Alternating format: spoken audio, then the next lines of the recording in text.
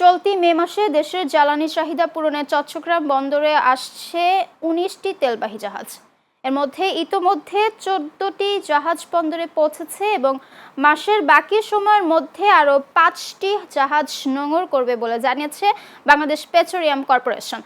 BPC জানিয়েছে এসব জাহাজে মোট ৫,৫৩,৫০০ মেট্রিক টন জ্বালানি রয়েছে। এর মধ্যে রয়েছে ৩,৮৫,০০০ টন ডিজেল, ৬৭,০০০ টন জেট ফুয়েল, ২৬,৫০০ টন অকটেন এবং ৭৫,০০০ টন ফার্নেস অয়েল।